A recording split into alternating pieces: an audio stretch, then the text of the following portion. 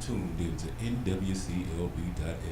It's DJ KeauxBruh. Move slick, strike quick, hit you once, and it's over. DJ, this digital journalist. I don't jock nothing. You heard me? Now you tuned into Real Talk with Jayson Dixon, featuring Dizzy and Anonymous. Dizzy, what was your last name? Menace. Dizzy Menace and Anonymous. You want to start that over? Let's cut that out. No, I'm joking. I like this real talk. I like this. I like this. No, I was just joking. I like this. I love it. Go, Jay. Hey everybody, welcome back. As you just saw our last episode, I got two new guests in the building that I'm happy to have to come up here to be a part of my show, because you know they go hard and paint. I'm just saying. But I got Dizzy, Menace, and Anonymous all in the building. Thank you guys for coming out. I appreciate it, man. We just gonna have some real talk. I just want to know about you guys. Like, tell the audience like who you are and what you do. And I know we're talking general here, right? Let's talk hobbies. That's what we do on a hobby wise. What's all right? And go ahead and introduce yourself, guy. I'm Anonymous. So hobby wise, been a passion of music for a long time. Play guitar. Started working on the production side, trying to learn that as well. Just became a student of the art. Melodies and music and writing has been kind of a form of therapy for me. Just be able to get through and process thoughts and try to work through life. You know? Right, and I can understand that. In your line of work, like, you need something. I know. Right. You got to have a way to decompress, and you got to have a way to process things out. So for me, it's music. You know, I learned that from a young age, just listening to stuff and various artists. Of course, back in the day, music was different than it is today. Right. You got a lot more substance and depth, and nowadays they ain't got nothing. It's just like mama, ha! Exactly. So that, you know, I learned early on that's kind of my oasis. Okay. And I can put the headphones on and I can just process things out, and my brain, you know, just unfolds from there. That's what's up. And Menace, what about you, man? Tell the world about you, bro. Yeah, man, I'm Dizzy Menace. So I used to the rap. The cameras are here, bro. Y'all here. Just this is me. Yeah, for sure. So Dizzy Menace. You know, I used to rap. I learned under M1, the previous guest that was here earlier. So, you know, as far as production and putting together songs, I was also part of EPC, the label that he, you know, ran. So basically, all the above. You know, I love to do music. I stepped away from, you know, the artistry side of things. Wanted to start producing. You know, things like that, trying to learn the business behind it, the why. That a lot of times that's not what's asked. So that's what, you know, I started trying to learn. You agree? The music, I talk about it all the time. It's 90% business, 10% music. The fun thing is what they like to do, right? But the business side is where they're like, I don't want to do that. Go, you do it. And then when they get messed over, they're like, oh man, how can I told a story last week about an artist that did the song Clean as a Whistle, and how the manager took care of everything for him while he was trying to get on. The song blew up. He thought he was about to get this big old check, but the manager was like, nah, I'm going to need all the money I put in back. I'm going to need this 20% too. Matter of fact, you can't pay me, give me the right to the song. Yeah. Like, that's, so you said it right. I got over to the dark. You welcome to my side. Yeah, for sure. So, for sure. Man, tell everybody about yourself, man, about like why music is important, and tell about a little bit about your history of what you've been doing in the music or what you do with music, as far as how does it work in your everyday life outside of your job. So with music, like I said, it's been not only a passion, but it's kind of a way for me to process things out. I like all different kinds of music. I think that's the only way to really pull in you know, the creativity and be able to expand your art form and what you're doing. You know, anything from hip hop, jazz, blues, you know, just trying to pull in anything I can to try to advance my art form. Okay. But also with that, trying to, like I said, the name Anonymous comes from. I was going to ask you that. Hold on that thought. Okay, I'll hold on to it. We'll get to it later. So, Menace, what about you getting over from the artist side? Like, how hard was the transition? Because I know being an artist, that's a passion. But for you to say, I'm about to walk away and learn this business, how hard was that for you? It wasn't hard. It wasn't hard at all. Okay. So basically, I was looking at what was going on around me, right? You know, there's a lot of music sitting on people's hard drives, dope artists. I mean, some of the best I've ever heard. But what are you doing with that?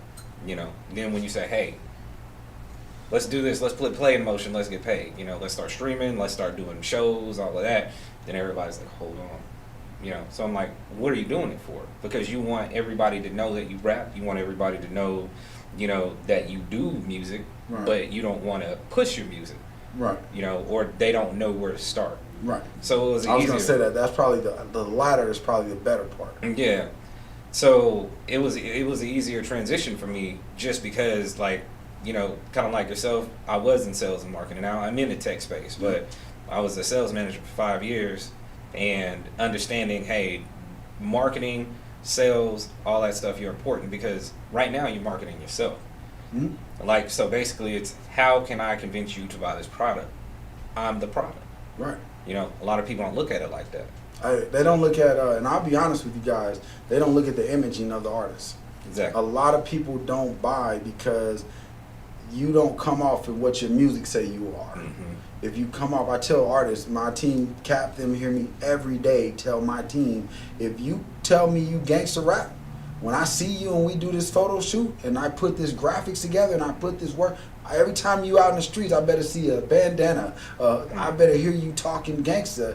But if you come back and be like, well, I want to educate the kids, you just messed up the whole brand Exactly. that we were trying to put out. So you're telling them correctly, man. I did the same thing. I walked them through. I used to have artists, you know, when artists used to bring you those blank CDs, and they'd be like, here, man, just listen to my music. I'd be like, bro, I wouldn't even give you $2 for this. Like, we buy by what we see first, whether we hear it or not. It doesn't matter, right? Correct. You look at what the image is. If I like the person, I'm gonna like the music, regardless. Correct. Right? So now let's get to the names. So anonymous, like I said, to me, music's not what it used to be.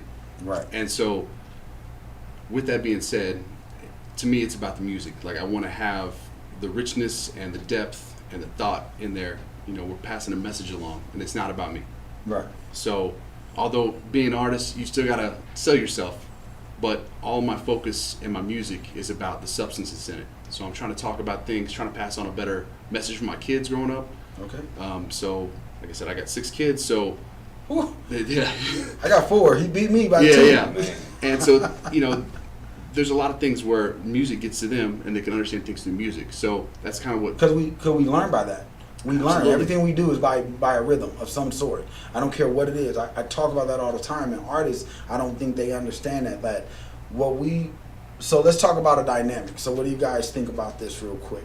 And Dennis, I'm going to come back because I want to know where you got your name from as well. Let's just go with that, and we're going to get into a serious topic, okay? Dennis, like, let's go with what your name is, man. Like, how did you come up with your name? Like, Dennis the Menace. I understand the cartoon, so. Yeah. Dizzy the Menace. So Dizzy Menace, man, like, to be honest, you know, I used to be a street dude. Okay. Like, when I was younger, you know. Yeah. Oh, don't be ashamed. I talk about mine all day, every day. No, I ain't ashamed of it. It just is what it is. So basically, people used to call me Dizzy because I was always real hyper. You know, I was moving around. Oh, okay, cool. Like, so I was named after, like, Dizzy Devil. They used to say, remember the Tiny Toon Adventures? Yeah, He was Tasmanian like Dizzy, Devil. Yeah, the little Tasmanian Devil. Then, again, Menace was the other name. They put it together, so, you know, it was Diz the Menace. Oh, okay. You know what I mean? So, you know, because I was always, like, into stuff and all of that. Like, you know, I would never Sit down. one of them people that's just like trying to snake everybody or nothing like that. But at the same time, like, I was out there. You know, I was doing a whole bunch of stuff. So basically, I just kind of pulled it all in. Dizzy Menace. I happened to say it on one of the songs. Hey, it's Dizzy Menace instead of saying Diz the Menace, and it just stuck. Everybody was like, hey man, you need to keep that. We like that. Dizzy Menace. Dizzy Menace is original. Okay. It's original. So, you know, that's kind of, you know, the reason, the behind the name and all that. Yeah, I love it, man. I love both y'all names, man. So let's get into what I was about to get into, man. I really like y'all names because it makes sense. The way you're doing it really makes sense, and what you're doing about who you are. But I want y'all to know on this show, it's real talk. So I don't care about the streets. We don't edit nothing out. We are real 100. I talk about me being a former drug dealer my whole life, a foster kid, everything. I've been 100 on this show, and that's what people like about it. So don't feel like, oh, I gotta not say this and not say that. Yeah, don't hold no punches. Let me tell you what I tell most people who I help in business and in their music and whatever they want to do. People love stories. You agree? Like, that's why we watch reality shows. That's why we watch this stupid stuff, because they want to know the story. They want to know that somebody's life is worse than theirs or was worse than theirs, and this is how they came up. That's how I built the show. But one of the things that I was talking about when you kind of hit a nerve when you talk about with the kids, because back in 2002 there was this emphasis meeting, right? and it stopped. Remember when music used to be positive, like you said, and there used to be these artists, and they used to come in and talk rap, positive stuff. So hip hop was a positive movement. Then all of a sudden it said, I'm done. What do you guys think about that? Like, just from the way that you say you're moving now. I totally agree. Like, that's what kind of spawned this whole thing, is that, you know, there's music helps to create the next generation, because they're influenced by that, they're developing from that, and so how do you expect to have the next generation to get better than we were if you're spinning a negative all the time? I agree. So we've got to plant those roots. We got to give them some structure, some direction, some things to look forward to. And so I'm trying to plant that in my kids, and then hopefully I can pass the message on to somebody else. That's awesome. Feel free to jump in, man. This is an open conversation, because I got y'all on camera. Don't worry about what I'm doing over here. Yeah, man. I see y'all keep looking at I'm like, don't worry I about was it, looking don't everywhere. worry. Like, so basically, that's just me, man. My head stay on the swivel, man. Like, so, you know, to me, you know, just getting back to that question, it is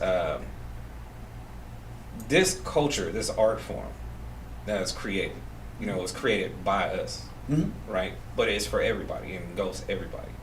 But there has always been a plan of infiltration into that system. Right. So it was always, how can we turn this into this? You know, there's backdoor deals being made, you know, prison pipelines, things like that.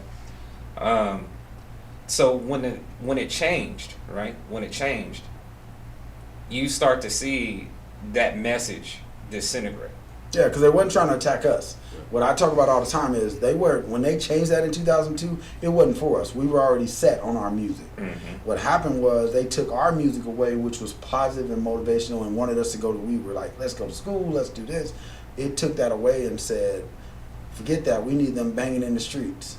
We need them shaking their ass on TikTok all day. Yeah, exactly, man. Exactly. And that's just kind of, you can see that disintegration, as I was saying. Like, basically what's happening is, I remember back in the 90s, a lot of times, you know, you had like your Pacs and all that stuff. Yep. And yeah, we could get ill with our music and how we articulated things, and, you know, the height of gang banging and things like that in the 90s. But think about the message that was being said. You went from, hey, I gotta sell dope to take care of my kids and my family. To now I'm just selling dope to sell dope. Now it ain't even selling dope. Now I was doing dope. You know, everybody popping Molly, everybody, you know, hey, whatever. I talked about that, man, and some people got so mad at me because I said, look, back in our days, we knew the crackheads. You were a crackhead, we knew it. That was it. If you pop pills, we knew you. But nowadays, I heard a crackhead tell a drug dealer, bro. I was out one night in New York, and the drug dealer was trying to embarrass the crackhead. And the crackhead said, at least I just do crack. Nigga, you take syrup, pop pills, pop lean, smoke weed. Like, who got the real problem here? Just because you learn how to make money with it. Exactly. Exactly. Like, they be more of a junkie than the junkies are now, man. Like, you know, they just put on them little tight ass jeans and decide, you know. They didn't just change. Right. They didn't just change how we talked about music. Like, I told somebody the other day, I said, listen, I can't even shop in Vegas. I have to go, like, we design our own clothes, so I wear a lot of stuff you see I got on today is mine. Like, what we design, what we wear, even all the way down to the tennis shoe. But when I look at it, I feel bad for men, like real men, because you go into a store and nothing is the way we're used to wearing it. I told a kid the other day, like, bro, you a boy. You ain't supposed to be showing off your figure. Who are you showing your figure off? Exactly. Like, that is girl mentality. Man, yeah, it is, man. It is. And a lot of us are raised, you know, by single mothers that they a lot of times put emphasis on, you know, especially urban youth to, hey, you need to, in order for you to get any type of benefits, there's no males in the house, things like that. So a lot of times our moms are doing the best that they can, but you can tell a lot of them still have that female mentality. Dudes with female mentalities a lot of times will kill you quicker than somebody. Emotions. Yeah, emotions, right? Emotions. I talk about it. Oh, go ahead. I would say, to speak to that too, a woman really can't raise a man because she doesn't know what it's like. So that feeds into my music. That's what I love about Dax. You know? Dax talks about that in his new song. Yeah. And he's like, you can try, but you don't understand what we go through as a man, because it's automatically getting generated in our DNA, right? And music, kind of, like you said, we use music as a form of release. Exactly. We don't listen to it to be emotional. We like, hey, this is what calms me down so I can focus. What music has transpired into is what you just said, is going into hey, well, now we got to be a little bit more sensitive to the women, and we got to be more, and I'm like, great, we do, but that doesn't mean stop being a man. I'm not invoking that we should be like, rah, rah, rah, I'm a man, but I am invoking that, look, I tell dudes and girls that I date all the time, I tell girls all the time, like, look, I go get my feet done with you because that's a health issue. But I ain't sitting down there getting my nails done. Yeah. I feel feminine just putting my hand up on the little thing. Right. And so when I see dudes, so how do you guys feel that? But to get back to what we're talking about, that's how music has changed us wholeheartedly, though, from the way we dress. Because now they use the artists to show, oh, this is the new fashion, and we think we got to wear it. Those damn Papa Smurf shoes. Yeah. Oh my God! Like the Mickey Mouse, the red with the man. Those damn shoes. I saw a boy in those shoes. I said, boy, you are a boy. Like, what is going on? Right. Shit, even if you're a female, like, why are you wearing the Mickey Mouse shoes? You might as well go buy the big ass hand gloves, walk around. That's right. Yeah, You know, because you change just the looking. But I think they use the music to change our culture to clown. We are a joke. Because you know why I say this, and no offense to no race, I'm not racist. Grew up in a white family, so I'm good. I got Asian friends, so don't look at me this way, and I'm talking mainly to my people online, bro. Because, you know, they quick to cancel if we try to talk real. Yeah, for sure. But I'm saying that because when I meet artists that are of another race, and they come into the game, they're coming in with their paperwork done. They're coming in with their money already being made. Let's talk, for example, NF.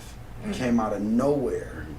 Nobody knew who he was, but yet he was Billboard #1. He beat out DJ Khaled when he released that album. And Khaled was upset and made them go back and recount. And he won by 3,000 more. So I think they use music as a way to say, in my opinion, but I want to know you guys' too, I think they use what we're talking about in a way to say, hey, we understand the business now. They only want to be famous. So let's start taking over the business side. What do you think? I think a lot of this starts with originality, right? If you don't have content and you can't connect with what you're saying, like you said before, then it's not going to go anywhere. No one's going to be able to connect to it. And so I think having that, but also understanding how things work. You got to have a plan, a mission statement, understand where you're heading with this, you know? Hey, say that again. Y'all heard him? So y'all think statement. I be talking about business plans, and everybody be like, what? I'm an artist. No, bro, what you doing? I mean, think so. You're trying to get a lift to go somewhere, right? If you don't know the destination, how you going to get there? Right. I agree. I'm glad somebody else said it. That's all I'm saying. I'm glad somebody else said it. So, you know, just because you've got a plan and you know where you're going or want to go and get those steps to get there, it doesn't mean that you're not about it and you can't make music and you can't be an artist. Right. It just means that, hey, you're taking this seriously. You've got an objective. You're working hard. You're trying to find a way to get to what that goal is that you have. So it's just being smart about it, I think. I think, you know, just to chime in on that, I think there's like it's a degradation of, I feel like it's a conspiracy, basically. And it is a provable one. Like, so basically once hip hop started, you know, crossing over to pop culture, you know, let's say, you know, suburban white kids have always been the number one consumers of hip hop. You know, so our culture has now made it palatable, you know, for those people. Right? Come out, yeah. And like I said, hip hop is for everybody. But it's like, hey, we really don't dress like that. You know, we really don't talk like that. We don't do the painting of the nails, and you know, that's rock star stuff. Yeah, that's stuff they did before us. Yeah, it's like biting bats off heads and stuff like that. Exactly. We're not doing that. And then it's like the pop culture thing. You know, so once hip hop overtook rock and roll, overtook pop music, then you start noticing that the executives started looking more for. You know, artists that fit that kind of popish rock mode. So a lot of things are being called hip hop right now that's not hip hop. Yeah. You know, people just straight singing. It just falls into that genre because of the fact that they consider the way they dress, the way they dance, the way they act. We were just talking about that because we're changing over the station to open it up to all genres, and I had to break it down to my team. Like, listen, there's only 7 real genres of music, and out of those 7, we need to be able to capture all that audience. So what you're saying is actually true. They looked at it as, well, hip-hop is taking off, but how do we get our music back into that play? Because listen to country music right now. Even country music has said, hey, if we don't evolve from the sad stories and the this is and that and start getting into, you got the, what's his name, Jay Brown, Kane Brown. Kane Brown. Those type of artists. I got an artist that's rolling with Dax right now. He's a great country singer, but he kind of like, he's more hip hop because it's used to draw our culture in. It's being used to say, hey, we need to get there. So you're absolutely right, and that's why I said what I'm saying. That's why I can feel like I can have this conversation with y'all. Yeah, there's a lot of crossover in all the genres. Yeah, see, that's how you progress your art. Yeah. Instead of just trying to eliminate one, because what they were trying to do was eliminate it, but we actually caught on. Exactly. And was like, oh, well, we can do this. And I tell producers, I tell producers, if you're not producing, my brothers and my Grammy nominated, not because of the black people they produce or the hip hop people they produce. They work with Taylor Swift, exactly. people that these little kids are out here buying music from. Yeah. I know Chloe and Holly very well because of their uncle and their dad, who I work with, because they have a big nonprofit that I work with. And so to see them grow from the little kids they are to where they are now, but they understood, like, I care less. I'm a big person to be like, if you don't follow me and you of my color, I'm cool with that, because I need all these people who actually spend. We don't spend. Yeah, exactly. We don't. And a lot of times we break artists when they're still in the underground stage. Right? So we break artists, but then after they're broke, the people that are spending, the people that are buying merch, all that is going to be your Asians, white, Mexican, Filipinos. Yeah, and then you got your Asian demographic. Those are the ones that are consuming the most. They're paying for it. We'll try to get on there and get some free stuff out of it a lot of times and all of that. It's just like when we all got friends that are the same complexion that basically, you done started something, you start a business or whatever you're going to start or whatnot, but it's not being supported by us. It's being supported by a lot of the white people that they have on their pages, and the Asians and Mexicans. I'm the number one, and guys, I love my people, but I'm telling you, when I first started my business, I was only charging $150 to say, let me help you build your business to complete status, to where in that first year, you're going to have all your paperwork done, you're going to be able to go get funding, you're going to be able to do all that, $150 a month. And my people was like, great, I'm with you, da-da-da-da. As soon as I said, hold on, though, but I'm helping you make money after that first year, so now you got more money to pay me. As soon as I upped that price, we were like, you are a scam artist, and you're this, and that. So I was like, let me take a break from my people. I actually lived in Dallas, but I lived in the white community where I call the other side of 635, and I actually went to them and started marketing my service to them, and they paid. And what I love about the other races is, you tell them $13,000, they gonna say, bet, where do I send the check to? It ain't no debate, it ain't no arguing. Don't get me wrong, they want the best price possible too, but once they know your value, they're gonna pay you your value. And that's where I feel like as a culture, even in hip hop, we need to get that way too. Yeah, we do, and we need to become self-sufficient. When it comes to that, and even just outside of the black culture, the hip hop culture, like we need to kind of bring the reins back in and have it controlled more by the artist, more by like the artists, the managers, the people behind it, instead of a lot of the big labels and things like that. That's why I love the independent movements and things like that, because you can actually more or less control what you're gonna do. But more and more of them, I can say, even more and more of them are starting to turn into that mentality of, I found out the game that was being used on me, so now these artists that don't know, I'm going to use the game on them as well. You see it in club promotions, right? You see it in club promotion wholeheartedly. I have to tell artists all the time, I'm helping you develop. You're going out here and talking to these people because you think they're connected with all these people. It's the money. When you see Lil Wayne shake somebody's hand who's just a club promoter, because he's been paid, so I'm paid to shake your hand and act like we're good people. But then you go, these young artists are running to him and, hey man, I want to be on your team and I'm going to come to your studios. And I'm like, their studio is no different than what we do. We just do it for you and we don't want your money. What you're looking at is this and that. But I tell them that the people you see as club promoters, they used to be artists that got used by somebody. They figured out the game and now they're using you, but you don't see it until it's too late, right? Yeah, and the ruse is always there behind the scenes. It's always there. And a lot of people speak in between speaking. They speak in between those sentences. So you kind of got to read between the lines and try to figure out, everything that people are saying or what they're wanting out of it. Right. But you still have to be able to respect your brand. You have to be able to respect other people's brands and things of that nature too. but bringing it back into yourself, like respecting your own brand, you can project that out. Say, hey, I'm gonna do this with dignity. I'm gonna have integrity. You know, like business is cutthroat. Yeah, it's cutthroat. Let's be honest. But it is. you know, at the same time, you could still say, this is the way I run my campaign. This is the way I get down. So somebody can't say, oh, you snaked me. Oh, you're not doing this. You're not showing up. You know how you do that with dignity? Paperwork. That's it. Exactly. I tell people all the time, I don't do nothing without paperwork. Mm-hmm. We ain't even having a conversation. I even got a questionnaire that they have to fill out before we even get to the paperwork phase. Because I need to know what you already did for yourself before I can tell you what I'm going to do for you. And we're not a consulting firm that come in and be like, oh, well, we can do I'm at $3,000 a month and I got you. We going to be on. And I'm like, no, because you probably already did a lot of work.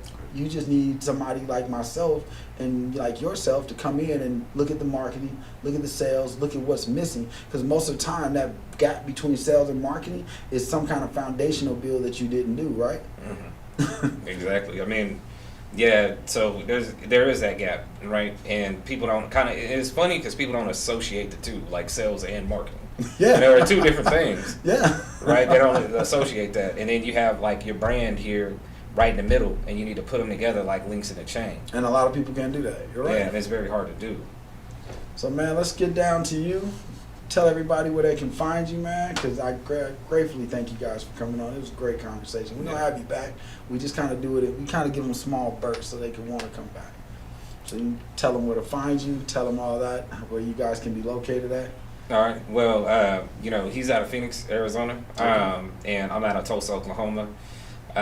We completely are doing a rebrand.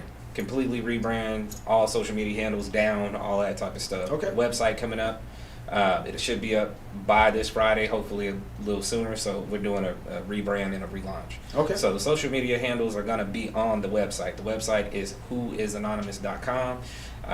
You know, you can ask yourself, who is anonymous? Okay. And basically, if you feel like you want to hear a message, I would definitely go check that out. You know, there's bangers. There's a lot of positivity in that, and those social media handles will be on the website when it is up. Okay. Thank you guys for coming out, man. This has been a real talk with Jayson Dixon. Y'all got some great jewels out of this whole thing. I hope y'all run with it. And Anonymous, I appreciate you guys for coming out. Dizzy Menace, I appreciate you for sitting here and conversating with us. Guys, Cap, take us out today. Thank you for tuning into NWCLB.FM. That was Real Talk with Jayson Dixon. And whenever you're in Nevada, Las Vegas, come holler at us. NWC Nevada Wellness Centers, the only premium dispensary, 100% African American owned in Nevada. And I am DJ KeauxBruh. I move slick, strike quick, hit you once, and it's over. And DJ is digital journalist, because I don't jock nothing. You heard me? Stay tuned on top. Hey guys, thank you for tuning in to another episode. We'll be back a little bit later on today.